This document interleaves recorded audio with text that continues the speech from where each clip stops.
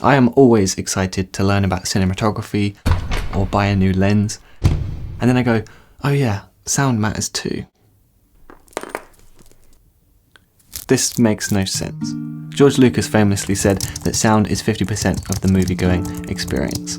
David Lynch says sometimes sound even overplays the visual, and Danny Boyle reckons that 70-80% of a movie is sound.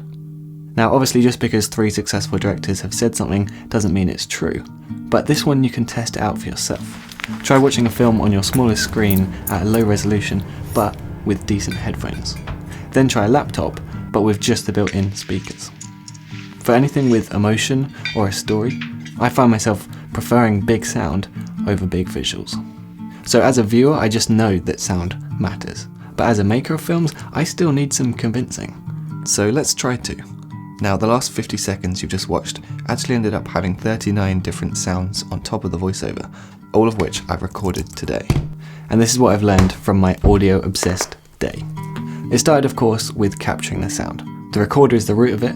This Zoom F4 is our hub to which we can plug in microphones. The 2 most common ones that I use are the classic shotgun mic that you're listening to now, and a wireless lav kit so you can move freely in a wide shot without ever seeing the mic in the frame. For the first few shots, I wanted to show the imbalance, so I thought I could use lots of big heavy equipment as it dropped on the ground, as well as some large impact sounds that I could blend in. Because often the right sound isn't the real sound. It was the same story with the little sound for the audio gear as an afterthought. I recorded the real sound and then a few even lighter options in case I wanted to really accentuate that difference between the audio gear and the visuals gear.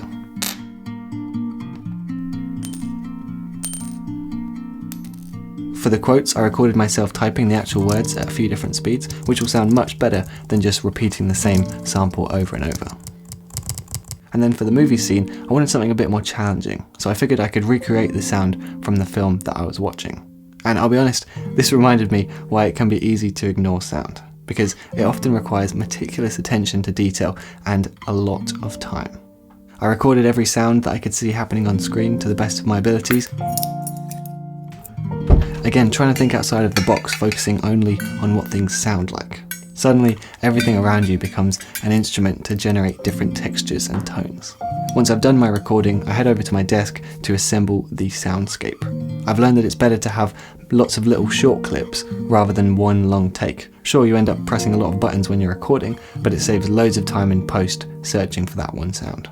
It's also good to get into the habit of describing what you're recording at the beginning of each clip.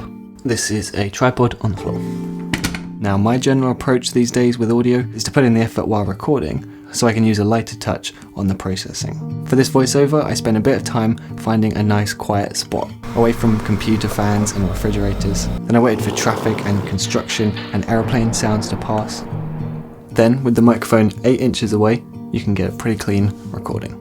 That way, when it comes to post-production, I can simply boost the volume until it's almost peaking, and then use a limiter to just even out the volume by a few decibels. I also applied this noise reduction filter I've been testing, the Era N. But honestly, I didn't really need it here because the sound was pretty clean already.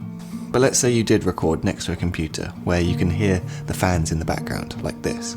Well, in that case, we can add the filter, and straight away it's sounding much cleaner without ruining the dialogue. I'll stop the music and feel free to turn your volume up to hear the difference. This is before using the plugin, and this is after using the plugin. I think it's pretty impressive. If you're interested in the Era N, I've put an affiliate link in the description for more info, along with the other gear that I've been using for this episode. And speaking of which, I do want to mention these speakers that I've been mixing on for the last few weeks. Adam Audio kindly sent me these A7X monitors to sponsor this video.